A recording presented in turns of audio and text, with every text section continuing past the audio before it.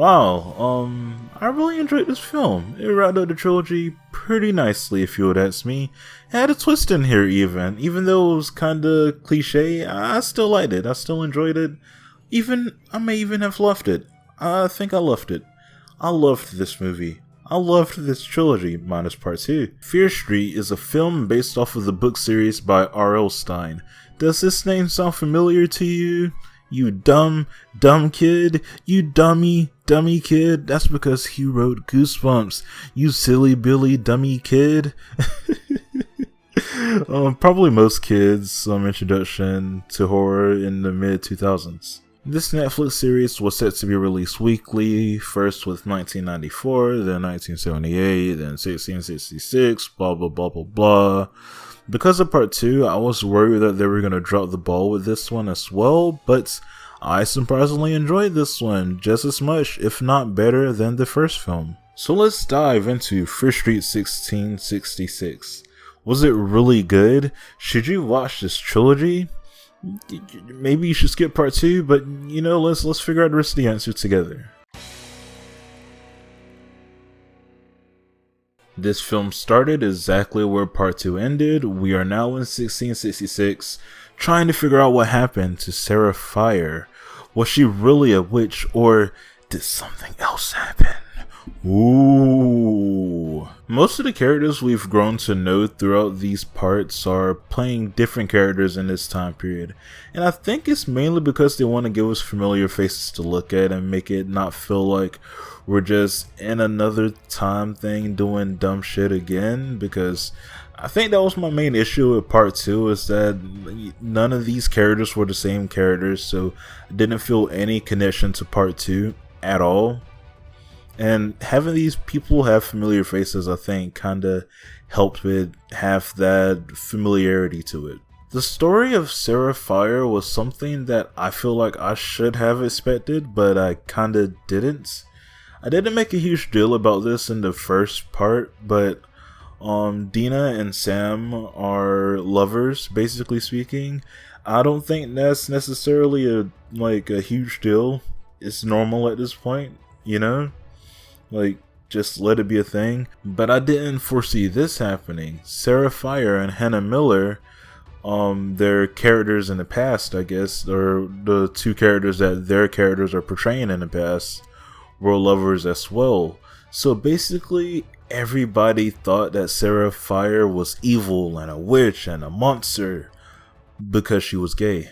It sounds messed up because it is. People got accused for being a witch for a lot of different reasons. Science, medicine, being different rather racially or sexual orientation wise. The amount of things going on nowadays, people would get called witches for instantly, and it sucks. It genuinely sucks. You literally just had to be the same, or at least pretend to be, in public. People have been saying that this was like a gay icon of a film, which I didn't necessarily agree with. I don't have a problem with people saying that at all, but it was never like a plot line. The main romantic interest just happened to be the same sex as the main character of the film. That's it.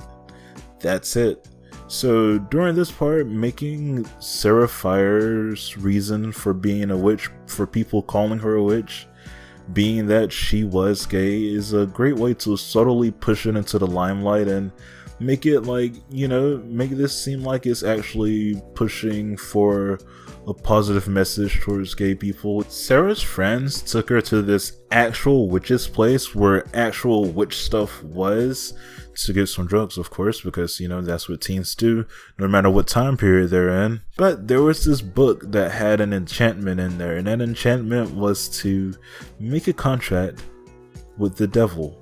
Nobody used it. Sarah looked at it and read it a bit, but she didn't chant it, so she didn't use it.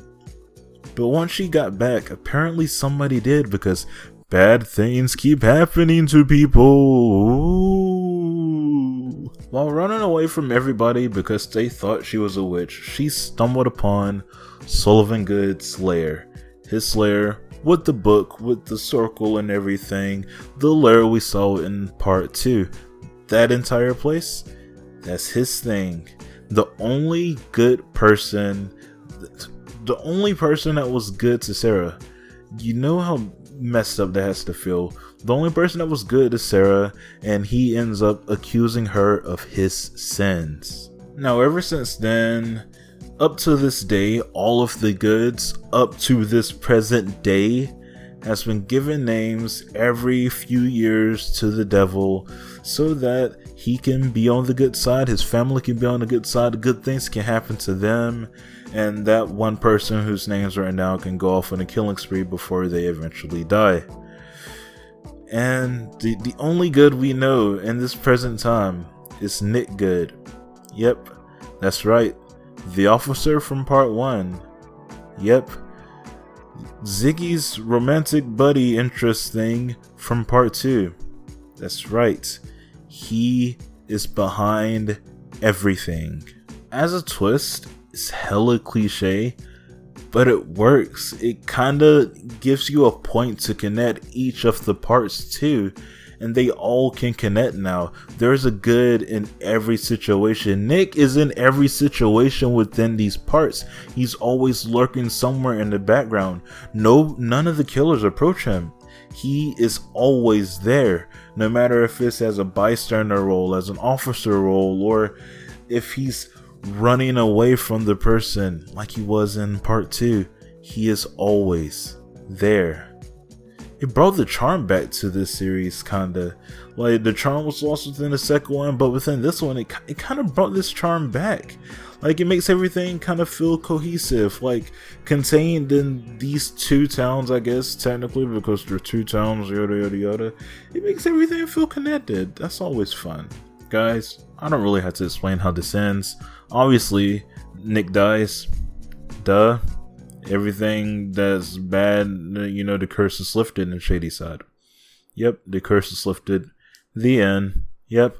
Oh no, somebody took the book at the end. The end? Question mark? Question mark? Overall, this film set out what it needed to do. Started off simple, gave us the plot outline, and continued to walk through the story up until the end. The lowest part in this trilogy is still part 2. I thought this film, part 3, was on par with part 1.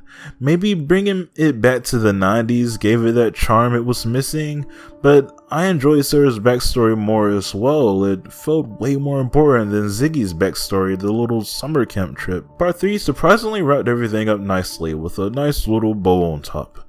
But because of Halloween and the other iconic slasher films during this time, the movie ended with a sequel bait of someone taking the witch book at the end. Fair enough, I guess. If you are wondering if you should watch this and the trilogy as a whole, yes, I had a good time watching this. You know, like I said, me and Mama Scoot watched it together, and I think we both had a fairly enjoyable time watching this. They won't be the, like, spectacular cinematic films that change slasher forever, but it's a nice story with a nice charm to it. You know, good job to everyone that worked on it. Thumbs up for everybody. But yep, that's basically it. What did you guys think of Fear Street 1666? Did you enjoy it? Did you not? Let me know. I would really like to know, and I'll get back to you guys as soon as I can. Yeah. But the question is, what would you do for the devil? Would you give the devil names in order for you to have a set good life? Or would you rather someone write your name down? Come on, guys. It's the survival of the fittest. Survival of the most evil. Let's go. Oh!